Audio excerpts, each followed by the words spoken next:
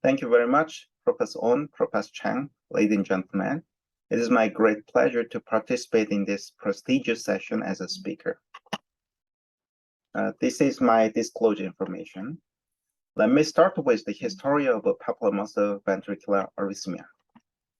In 2008, Dr. Pudi and Neil Kay reported the ventricular tachycardia originated from the posterior medial papillary muscle, and they visualized the PAP by LV angiogram at the time.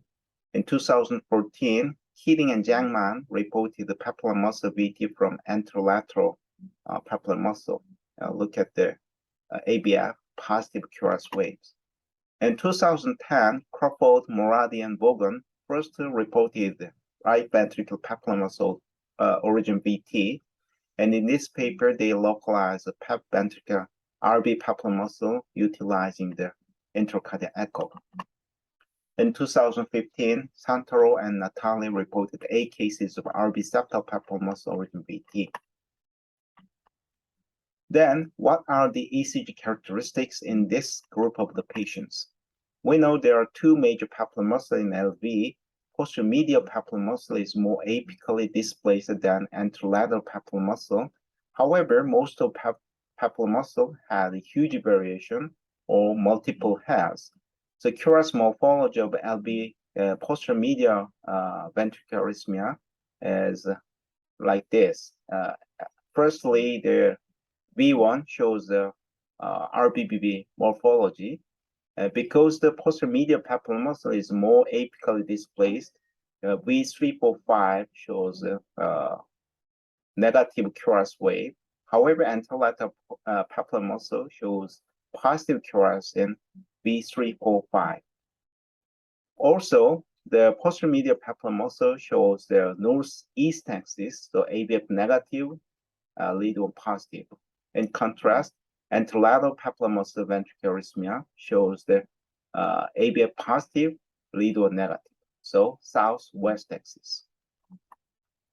Differentiation from the vascular VT is an important issue. Brisano reviewed over 100 cases of PAP ventricular arrhythmia, and PAP ventricular arrhythmia shows the wider QRS width and unusual RBB morphology in V1. In other words, bigger the first R wave than second R wave, compared to the vascular VT, and more importantly, small Q waves in V1.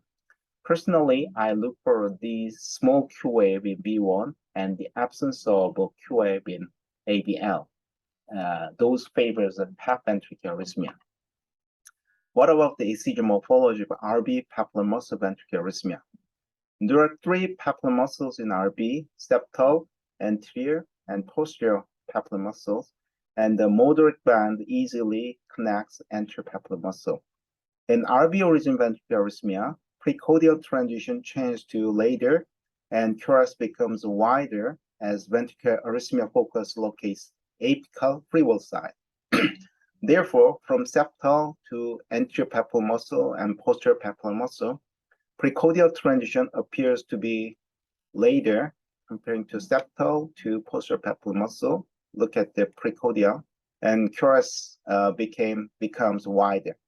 Also, axis change from south axis to north axis, so you can appreciate precordial negative concordance and wider QRS, and superior axis lead ABF negative in the posterior papillary muscle ventricular arrhythmia, comparing to the RB septal papillary muscle arrhythmia, ABF positive. Now let's move to the mapping and ablation technique of PAP ventricular arrhythmia. ICE visualization became a class 1 indication during the PAP ventricular arrhythmia ablation, and this is my tip to visualize papillary muscle by ICE guiding with stability. If you locate parking the long sheath in the RB, even though the tip of the ICE catheter is inside of a long sheath, you can stably visualize papillary muscle like this. This is UPenn protocol for PAP VT ablation, and they are using Carto sound and ICE guided under ACT over 300. Based on activation and pace map, they apply 30 watts per 90 seconds at the target site with contact force over 5 grams. However, contact force is less than 5 grams. They increase the RF power to 50 watts. If there is a PV suppression or acceleration within 30 seconds of RF delivery, they deliver additional 60 seconds, so over 90-second burn. If arrhythmia could not be eliminated due to catheter stability, UPenn group tried to exchange RF catheter to cryocatheter because cryocatheter stick to the papillary muscle target site during freezing. Because freezer max is too tough, they recommend 6mm tip freezer extra. There were many reports regarding the PAP VT originating from papillary muscle tip or shaft, and that's why ice monitoring is essential during PAP ventricular tachycardia ablation. And in this Lin and Dixit report, over 60% of successful ablation sites were tip or shaft of the PAP. And you can appreciate the papillary muscle morphology is not that simple in this human heart specimen. If PAP VT originates from papillary muscle tip or shaft, it can exit to multiple basal sites. And in this paper from Yamada group, even though PAP pace map shows a good match, sometimes we cannot eliminate PAP VT because the papillary muscle shaft's complex and special conduction pattern. In this case, both activation map and electron quality was acceptable, but the contact force was too low. In this situation, you need to make a decision to increase RF power to 50 watts or exchange to cryocat.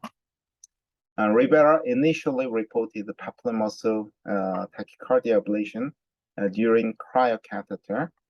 They reported the sticking of catheter tip to the target site during freezing and 100% of success rate. Whitaker recently reported the cryocat ablation of RB posterior papillary muscle and moderate band origin ventricular tachycardia.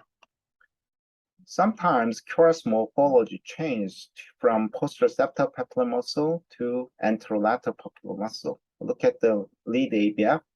It was initially negative QRS, but during RF burn, it changed to positive wave. It is because papillary muscle, two papillary muscles locate very closely, especially in patients with structurally normal heart. This is the outcome of 137 papillary muscle ventricular arrhythmia ablation in UPenn group, published by Dixit. In their ablation registry, 6.4% of overall ventricular arrhythmia ablation was PAP ventricular arrhythmia, and 60% of patients with PAP ventricular arrhythmia have associated with structural heart disease, and mean ejection fraction 42%, 71% were PVC, 7% shows a ventricular fibrillation, mostly done by radiofrequency, but the 12% underwent adjunctive cryocat ablation, and the long-term success rate was 82%, and complication rate 3.6%. There were 1 case of aortic dissection, 2 cases of hemopericardium. In this paper, the main contributors to the improved success rate of PAP ventricular arrhythmia are using intracardiac echo and cryocatheter. Okay, then is it safe to burn papillary muscle? Actually, papillary muscle has an endartery supply and risk of rupture or acute mitral regurgitation. There was an old case report for papillary muscle dysfunction after surgical cryoablation. However, in this recent study by Edward and Nguyen, ICE-guided PAP ablation safely protected their papillary muscle dysfunction, but they mentioned that the risk of valve dysfunction could be higher without intracardiac echo monitoring. Finally, I would like to mention the PAP ventricular arrhythmia could be associated with other arrhythmias. In the patient with idiopathic vascular ventricular tachycardia, we previously reported the successful ablation site of this reentrant tachycardia exists around the base of posterior PAP. And Komachu and Nogami systemically proved the vascular VT originated from the papillary muscle. My junior colleague Jason published the accessory papillary muscle or papillary muscle hypertrophy is independently associated with sudden cardiac death of unknown cause. And accessory papillary muscle and papillary muscle hypertrophy have 3.5 times and 5 times higher risk of sudden cardiac death, respectively. This is an autopsy slide kindly provided by Professor Nogami, and this patient underwent successful ablation of ICD storm. However, patient passed away due to pneumonia and underwent autopsy. You can appreciate successful RF lesions at the posterior septum, including the posterior medial papillary muscle. So in conclusion, ladies and gentlemen, PAP ventricular arrhythmia has a non-reentrant mechanism, and 60% of them appears from the tip or shaft of the papillary muscle. ECG is useful for localizing papillary muscle ventricular arrhythmia, and the differential diagnosis from vascular VT is important, and small Q wave and their pathological shaped RBBB in V1 and wider QRS is useful to differentiate. And the RV papillary muscle VT from septal anterior to posterior path, those shows the later precordial transition and superior axis. And intracardiac echocardiogram is a class 1 indication to localize PAP ventricular arrhythmia and improve the long-term outcome. And the cryocatheter ablation is effective in eliminating PAP ventricular arrhythmia in case of poor catheter contact. The risk of a post-procedural mitral valve dysfunction is very low on the ICE-guided procedure. Finally, PAP ventricular arrhythmia can be associated with vascular VT, idiopathic VF, or ICD storm. Thank you very much for your attention.